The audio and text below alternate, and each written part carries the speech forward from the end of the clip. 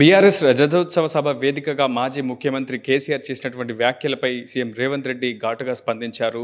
అటు కేసీఆర్ విషం చిమ్ముతున్నారంటూ కేసీఆర్ మాటల్లోనే కాదు కళ్ళల్లో కూడా విషమే కనిపిస్తుందంటూ ఘాటు వ్యాఖ్యలు చేశారు సీఎం రేవంత్ రెడ్డి. ప్రస్తుతం ఈ అంశంపై స్పందించేందుకు మనతో పాటు ఉన్నారు బీఆర్ఎస్ జిల్లా అధ్యక్షులు ఎమ్మెల్సీ తాత మధుసూదన్ ఉన్నారు. ఆయనతో మాట్లాడి పూర్తి విషయాలు తెలుసుకుందాం. ఆగమైంది తెలంగాణ కాదు, కేసీఆర్ కుటుంబమే. ఈ ఏడాదిన్నరలో ఏం చేశామో ప్రజలందరికీ తెలుసు, కానీ కేసీఆర్కు మాత్రమే తెలియదా అంటూ కూడా రేవంత్ రెడ్డి స్పందించినటువంటి పరిస్థితుంది.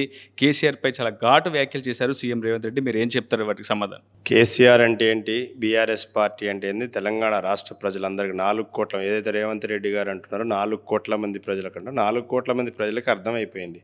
16 నెలల రేవంత్ రెడ్డి పరిపాలన ఎట్లా ఉంది, 10 సంవత్సరాల కేసీఆర్ గారి పరిపాలన ఎట్లుంది, ఈ రాష్ట్ర ప్రజలందరూ కూడా అర్థం చేసుకున్నారు. చేసుకోబట్టే ఈరోజు రాష్ట్ర వ్యాపితంగా కాంగ్రెస్ పార్టీ మీద పూర్తి వ్యతిరేకత, అంటే భారతదేశంలో ఇండిపెండెంట్ స్వాతంత్రం వచ్చిన తర్వాత అత్యంత స్వల్పకాలంలో ఒక ప్రభుత్వం మీద వ్యతిరేకత రావడం అనేది, అది తెలంగాణలో రేవంత్ రెడ్డి ప్రభుత్వం మీద వచ్చింది. ఇది మేము బీఆర్ఎస్ పార్టీ నాయకులుగా మేము అంటలే, కాంగ్రెస్ పార్టీ ఎమ్మెల్యేలు, కాంగ్రెస్ పార్టీ మంత్రులు చెప్తున్నారు. స్వయంగా మహబూబ్ నగర్కు చెందినటువంటి ఎమ్మెల్యే మొన్న చెప్పాడు, వాళ్ళు ఎవరో మాట్లాడుతుంటే మా పరిస్థితే లేదు, బాగాలేదురా నాయన, మేమేం చెప్పాలరా మీకు అని ఆయన ఓపెన్గా చెప్తున్నాడు. ఓ పక్క ఎంపీ ఎమ్మెల్యే కొట్టుకున్నారనేది, కార్లో గుద్దుకున్నారు, ఇక్కడ రక్తాలు వచ్చినాయని వాళ్ళే చెప్తున్నారు. ఊళ్ళలో పోయే పరిస్థితి లేదు. నిన్న కూడా ఖమ్మం జిల్లాలో రెవెన్యూ మంత్రి గారిని అడుగడుగునా అడ్డుకున్నారు. మాకు ఇళ్ల జాగాలు రాలేదు, అర్హులైన వాళ్ళకి రాలేదు, ఎవరికో లిస్టు తయారు చేసుకుని వచ్చాయి. రకరకాల రైతుల యొక్క పంట కొంటలేదు, అనేక ప్రాంతాల్లో మేము ఎవరూ లేవు, ఇప్పటికీ మేము ఇంకో కార్యాచరణ తీసుకోలే. కార్యాచరణ తీసుకుంటే డిఫరెంట్గా ఉంటుంది. కాబట్టి ప్రభుత్వం అన్ని రంగాల్లో విఫలమైందనేటువంటిది వాస్తవం. ఇది ప్రజలు గ్రహించారు. కాంగ్రెస్ పార్టీ యొక్క ఈ ప్రభుత్వ పని అనేది అయిపోయింది. వీళ్ళు ఏంటంటే మేకపోతు గాంభీర్యాన్ని ప్రదర్శిస్తూ ఉన్నారు. బీఆర్ఎస్ రజతోత్సవ సభకు మేము ఎంతో సహకరించాం. రవాణా శాఖ మంత్రి పొన్నం ప్రభాకర్ స్వయంగా పిలిచి ఆర్టీసీ బస్సులన్నీ కూడా బీఆర్ఎస్ కార్యక్రమానికి అందించే ప్రయత్నం చేయాలని చెప్పి కూడా స్వయంగా నేనే ఆదేశించానని ముఖ్యమంత్రి చెప్తున్నారు. పాపం ఆ ప్రభుత్వం మీద ఈ స్థాయి అబండాలు వేయడం సరైందేనంటారా అంత సహకరిస్తే? అబద్ధాలు ఆడటంలో, అన్న మాటని అనలేదని చెప్పటంలో, ఎవరికైనా ఇప్పుడు నోబెల్ ప్రైజ్ ఏమైనా కొత్తది పెడితే ఆ ప్రైజ్ ఫస్ట్ ఇవ్వాల్సింది రేవంత్ రెడ్డి గారికి. ఎందుకంటే గతంలో ఆయన నైజమే అది. బీజేపీలో ఉన్నప్పుడు ఏం మాట్లాడిండు, బీఆర్ఎస్లో ఉన్నప్పుడు ఏం మాట్లాడిండు, తెలుగుదేశంలో ఉన్నప్పుడు ఏం మాట్లాడిండు, ఇవాళ కాంగ్రెస్కి వెళ్ళి ముఖ్యమంత్రి అయిన తర్వాత ఏం మాట్లాడుతుండు, ఎలక్షన్ ముందు ఏం మాట్లాడిండు, ఎలక్షన్ తర్వాత ఏం మాట్లాడుతుండు, అసెంబ్లీలో ఏం మాట్లాడిండు, అసెంబ్లీ నుంచి బయటికి రాగానే ఏం మాట్లాడిండు, ఇవన్నీ కూడా ఏంటంటే అబద్ధాలకి ఆక్స్ఫర్డ్ డిక్షనరీలో ఏమన్నా మనం ఒక అర్థం ఒక డెఫినేషన్ ఎదిగితే అక్కడ పేరు ఈక్వల్ టు రేవంత్ రెడ్డి అని వస్తుంది. కాబట్టి రేవంత్ రెడ్డి మాట్లాడే పచ్చి అబద్ధాలు, పచ్చి బూతులు. అందుకోసం రేవంత్ రెడ్డి మాటను పట్టించుకునే మేం కాదు, స్వయంగా ఆయన మంత్రివర్గంలో ఉన్న మంత్రులే ఆయన మాట పట్టించుకునే పరిస్థితి. రజతోత్సవ సభకు రాష్ట్ర ప్రభుత్వం సహకరించలేదంటారా మీరు? నేను ఇప్పుడు ఇవాళ చెప్తున్నానండి, ఎందుకంటే స్వయంగా అడ్డుకున్నోడిని, బాధపడ్డోడిని నేను. రేపు మీటింగ్ అనగా ఈరోజు సాయంకాలం జిల్లాలో ఉన్నటువంటి ట్రాన్స్పోర్ట్ అధికారులందరికీ స్వయంగా ముఖ్యమంత్రి కార్యాలయం నుంచి ఫోన్లు చేసి, బీఆర్ఎస్ పార్టీ బహిరంగ సభకి ఎవరైతే వెహికల్స్ అరేంజ్ చేశారో, ప్రైవేటు వ్యాపారాలు లేదా విద్యా సంస్థలు ఎవరైతే వెహికల్స్ అరేంజ్ చేశారో, డీసీఎంలు కావచ్చు, బస్సులు కావచ్చు, ఇతర వేటికి కూడా మీరు రోడ్డు మీదకి వస్తే మీకు చలాన్లు రాస్తాం, ఫైన్లు లక్షలు వేస్తామని బెదిరించింది వాస్తవం. నేను ఖమ్మం జిల్లాలో ఉన్నటువంటి 4 బ్రేక్ ఇన్స్పెక్టర్లతో మాట్లాడింది నేను. వాళ్ళకి చెప్పే వాళ్ళు కూడా క్లియర్ చెప్పారు, సార్ మాకేమీ ఇబ్బంది లేదు సార్, పైనుంచి మాకు ఇన్స్ట్రక్షన్స్ ఉన్నాయి సార్, స్వయంగా ముఖ్యమంత్రి గారి కార్యాలయం నుంచి మాకు ఆదేశాలు ఉన్నాయి సార్ అని ఒక పక్క చెప్పారు అధికారులు. రెండో పక్క ఇక్కడ ఉన్న ఎమ్మెల్యేలు, ఇక్కడ ఉన్నటువంటి మంత్రి క్యాంపు కార్యాలయం నుంచి ఫోన్ కాల్స్ పోయినాయి, మీరు పోతే మీరు ఇబ్బందులు పడతారని డైరెక్ట్గా బెదిరించారు. సత్తుపల్లి లాంటి ప్రాంతంలో స్వయంగా ఎమ్మెల్యే భర్త డైరెక్ట్ కాలేజీలకు ఫోన్లు చేసేసి, మీరు కనుక బీఆర్ఎస్ మీటింగ్కి మీ బస్సు పోతే నెక్స్ట్ డే నుంచి మీ కాలేజీ, మీ స్కూల్ మూతపడుద్దని డైరెక్ట్గా ఎమ్మెల్యే భర్తనే బెదిరించిన పరిస్థితి ఉంది. ఇక్కడొక్కడని కాదు, అడుగడుగున ఎక్కడికక్కడ చెక్ పోస్ట్ అరేంజ్ చేసి, తిరుమలాయపాలెంలో మేము గొడవపడ్డాం, ఉపేందర్ రెడ్డి గారు, వెంకట వీరయ్య గారు, నేను, మాజీ మంత్రి గారు అందరం గొడవ పెట్టాం. వైరాలో చెక్ పోస్ట్ పెట్టారు, సత్తుపల్లిలో బయటికి రానివ్వలేదు. నేను జస్ట్ డిస్ట్రిక్ట్ గురించి మాట్లాడుతూ ఉన్నా. వరంగల్ జిల్లా లాంటి చోట్ల వారం రోజుల ముందే వాళ్ళకి జీవో ఇష్యూ చేశారు, మీరెవరు కూడా బీఆర్ఎస్ బహిరంగ సభకి ఇవ్వద్దు అనేది. ఆర్టీసీ బస్సులు గతంలో మేము ఉన్నప్పుడు రాహుల్ గాంధీ గారి మీటింగ్కి ఇచ్చాం, సోనియా గాంధీ గారి మీటింగ్కి ఇచ్చాం, అన్ని మీటింగ్ ఇచ్చాం. It's a routine process. మేము డబ్బులు కడితే ఇచ్చారు, మాకేమైనా ఫ్రీగా ఇచ్చారా? ఎన్ని బస్సులు ఇచ్చారు? వాళ్ళకి అవైలబిలిటీ రెగ్యులర్ షిఫ్ట్ కాకుండా మిగతా ఏమైనా స్పేర్ బస్సులు ఉంటే అవి ఇచ్చారు తప్ప మొత్తం వ్యవస్థని ఇచ్చామని చెప్తున్నారు. ఎందుకు చెప్తున్నారు? నేనన్నా పొన్నం ప్రభాకర్ గారు మాట్లాడొచ్చు. పొన్నం ప్రభాకర్ గారు చెప్పిన నువ్వేం చేశావు, నీ సీఎంఓ ఏం చేసింది, ఎవరికి ఫోన్లు చేసినారు, ఎవరితో మాట్లాడించారు, ఇవన్నీ బయట ఓపెన్ కదా. అయినా మీలాంటి ఎన్ని ఆటంకాలు కల్పించినా తెలంగాణ బిడ్డలు కేసీఆర్ గారి మీద నమ్మకంతో లక్షలాది మంది ఎలకతుర్తి కదిలారు. ఇవాళ మీటింగ్ బ్రహ్మాండ సూపర్ డూపర్ సక్సెస్ అయింది. ప్రతిపక్ష నేతగా కేసీఆర్కు ప్రజలు హోదా కట్టబెట్టారు. 65 లక్షల జీతభత్యాలు ప్రభుత్వం నుంచి కేసీఆర్ తీసుకుంటున్నారు. కానీ అసెంబ్లీకి రారు, ప్రభుత్వాన్ని ప్రశ్నించారు. కానీ బహిరంగ సభల్లో మాత్రం ప్రభుత్వాన్ని విమర్శిస్తారు. ప్రజల్లో రెచ్చగొట్టే ప్రసంగాలు కేసీఆర్ చేస్తారు. తనను టార్గెట్ చేసి ఉద్దేశపూర్వకంగా మాట్లాడతారంటూ కూడా రేవంత్ రెడ్డి చెప్తున్నారు. నిజంగా ఆ స్థాయి విద్వేషం చిమ్మే ప్రయత్నం కేసీఆర్ చేస్తున్నారు. నేను ఒక మాట అడుగుతాండి రేవంత్ రెడ్డి గారిని కూడా, ఎందుకంటే ఆయన ఈ రాష్ట్రానికి ముఖ్యమంత్రి. గతంలో చాలామంది ముఖ్యమంత్రులు చేసినటువంటి వాళ్ళు ఈ అసెంబ్లీకి పోని సంఘటనలు చాలా ఉన్నాయి. జయలలిత గారు వెళ్ళలేదు. అట్లాగే జగన్మోహన్ రెడ్డి గారి యొక్క ఇబ్బందులు చంద్రబాబు నాయుడు ఈయన గురువు ఆయన వెళ్ళలేదు. ఎన్టీ రామారావు గారు నేను మళ్ళీ ముఖ్యమంత్రి అయితేనే అడుగు పెడతానని చెప్పి అసెంబ్లీకి వెళ్ళలేదు. ఇవాళ సోనియా గాంధీ ఉన్నది, ఎన్నిసార్లు లోక్సభకి వెళ్తుందండి, ఎన్ని క్వశ్చన్లు వేసిందండి, మేము కూడా అడగొచ్చు కదా. అందుకోసం ప్రజా సమస్యల మీద ప్రతిపక్ష నాయకుడిగా ప్రజల సమస్యల మీద కొట్లాడుతుండా లేదా అనే విషయం అసెంబ్లీ వేదికగా తనకు అవకాశం ఉన్నప్పుడల్లా వస్తున్నాడు, అది వేరే విషయం. అందుకోసం చరిత్రలో ఎవరు చేయని తప్పు కేసీఆర్ గారే చేసినని చెప్పడం రేవంత్ రెడ్డికి సిగ్గుమాలిన చర్య. ఎందుకు అని అంటే నీకు గురువుగా చెప్పేటువంటి చంద్రబాబు నాయుడు గారే పోలేదు, దానికి ఆన్సర్ చెప్పు.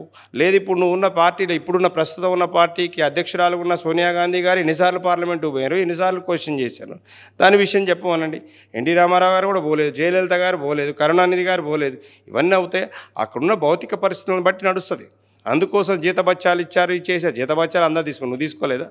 అందరు తీసుకునేది.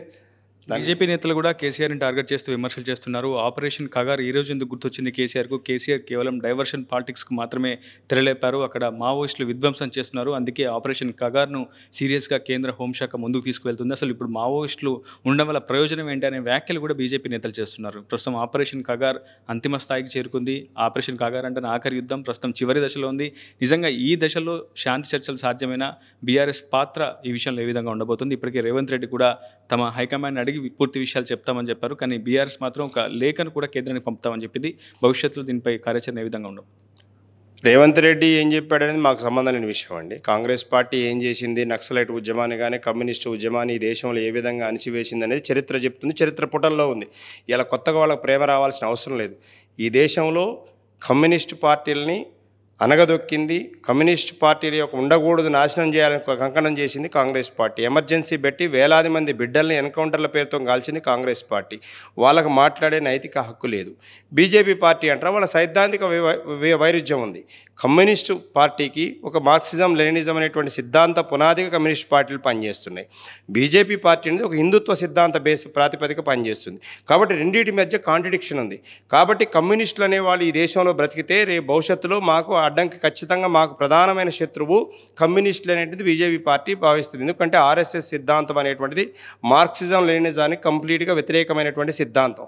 అందుకోసం వాళ్ళు దీన్ని శాంతి భద్రతల సమస్యగా చూస్తున్నారు. కానీ బీఆర్ఎస్ పార్టీగా మాకు మా పార్టీ ఐడియాలజీ మా యొక్క లైన్ ఏంటంటే మేము నక్సలైట్ ఉద్యమాన్ని కానీ ఏ ఉద్యమాన్ని మేము శాంతి భద్రత సమస్యగా చూడట్లేదు. ఇది ఒక సామాజిక అంశంగా రాజకీయ అంశంగా మాత్రమే చూడదలుచుకున్నాం. ఆ రోజు మేము తెలంగాణ ఉద్యమ సమయంలో కానివ్వండి లేదా 10 సంవత్సరాల అధికారంలో ఉన్నప్పుడు కానీ దీన్ని రాజకీయ కోణంలో చూసాం, ఒక సామాజిక కోణంలో చూసాం. శాంతి భద్రత సమస్యగా ఎప్పుడు ఏ రోజు చూడలేదు మేము. అందుకోసం బీఆర్ఎస్ పార్టీ కమ్యూనిస్ట్ పార్టీలో ఉన్నటువంటి వాళ్ళు, ప్రత్యేకించి పీపుల్స్ వార్ పార్టీలో ఉన్న వాళ్ళు ఈ దేశ బిడ్డలు. ఈ దేశంలో ఆల్టర్నేటివ్ వ్యవస్థ రావాలని కోరుకున్నట్టున్నారు. ఈ దేశానికి వ్యతిరేకులు కాదు, వాళ్ళు దేశద్రోహులు కాదు. కాబట్టి పీపుల్స్ వార్ పార్టీ అనేటువంటిది ఈ దేశంలో ఉన్నటువంటి పార్టీ. వాళ్ళకు ఆల్టర్నేటివ్ ఒక ఫిలాసఫీతో వస్తున్నారు. అది కరెక్టా కాదనేది డిఫరెంట్ యాంగిల్.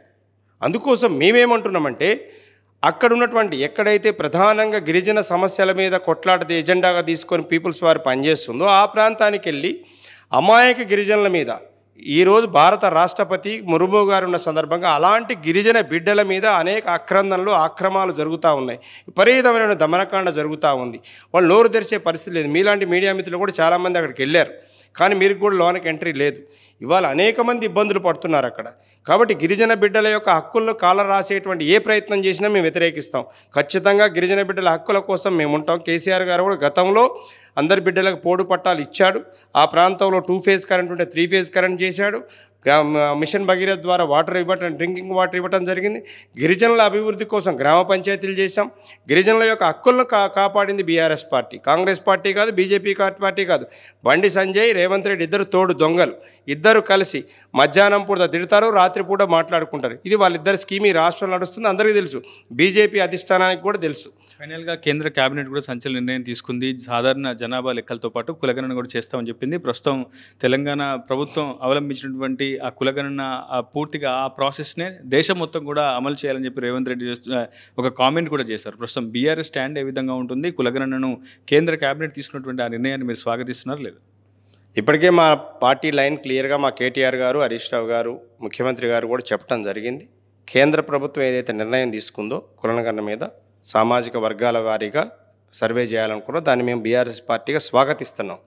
అదే సందర్భంలో అశ్విని వైష్ణవ్ గారు ప్రెస్తో మాట్లాడుతూ తెలంగాణ ప్రభుత్వం చేసినటువంటి కులగణన అనేది అశాస్త్రీయంగా ఉన్నది, ఇది ఫుల్ ఫ్లెడ్జ్డ్గా లేదు అంటే ఇండైరెక్ట్గా ఏం చెప్పాడు, దీన్ని మేము చెత్తబుట్టలో వేస్తున్నాం, మేము చేయబోదు శాస్త్రీయంగా ఉందని చెప్తున్నాం. మేము కూడా అంటున్నామంటే ఈ దేశంలో సామాజిక వర్గాల వారీగా ఎవరి యొక్క లెక్క ఎంత ఉందనే తేల్చాల్సిన బాధ్యత కేంద్ర ప్రభుత్వం మీద.